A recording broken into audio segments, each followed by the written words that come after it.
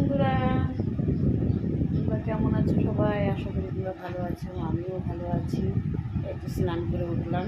এখন বাজে 4:30, 4:17 বাজে। আর আমি স্নান করে উঠলাম, ঠাকুর পূজা দেওয়া হলো। সকাল সকাল করতে পারিনি কারণ আমার ছেলেটা আজকে অনেক অসুস্থ ছিল। হঠাৎ করে স্কুলে পাঠাবো আর প্যান্টের মধ্যে পটি হয়ে গেছে, আর স্কুল যেতে পারলো না। তাই ছেলে বলছে আমার পাশেই আজকে থাকবো, কোথাও যাবো না, আমার পাশে শুয়ে থাকবা শুধু। তাই রান্না খাওয়া এখনও খাইনি।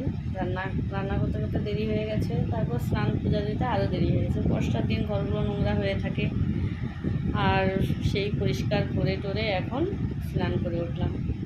স্নান করে ঠাকুর পুজো দিয়ে এখন ভাবছি অনেকদিন মোবাইলের সামনে আসি না, একটা ছোট্ট ব্লগ করি, তাই আসা। ঠাকুর পুজো দেওয়া হয়ে গেছে, এই যে ঠাকুর পুজো দেওয়া হয়ে গেছে।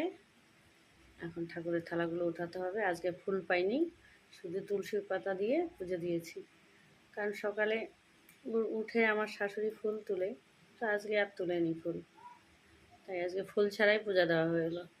আর আমি তো সকালে উঠতেও পারি না, আর উঠলেও ছেলে নিয়েই ব্যস্ত থাকি। সকালে উঠে ছেলেকে রান্না করে খাওয়ানো, স্কুল পাঠানো 8টার মধ্যে, তাই আর হয় না ফুল তোলা।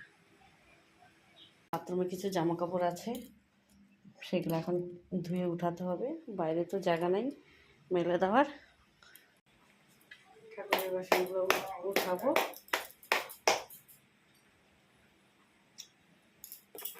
ঠাকুরের বাসনগুলো উঠানো হচ্ছে।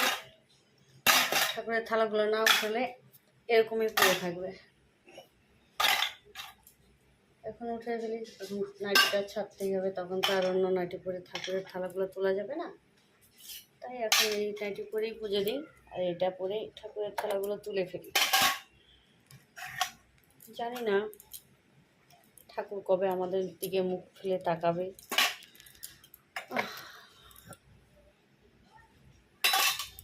ঠাকুর ঘর কবে আলাদা করব, এখন ঘরের মধ্যেই সব কিছু। ঘরটা হয়ে গেছে ছোট, তাই ঘরের মধ্যেই আমার সব কিছু। এই ঘরেতেই পুজো দিই, এই ঘরেতেই ঘুমাই। আর একটা ঘর আছে ছোট, ওটাও ছোট। অ্যাকচুয়ালি ঠাকুর ঘরটা আমার ছোট হয়ে গেছে। কবে যে ঠাকুর মুখ ফেলে তাকাবে আর আমি একটা ঠাকুর ঘর সুন্দর করে দেব, আলাদা ঠাকুর থাকবে, এটাই ভাবছি। ঠাকুর আশীর্বাদে হয়তো হয়ে যাবে, কয়েকদিন সময় লাগবে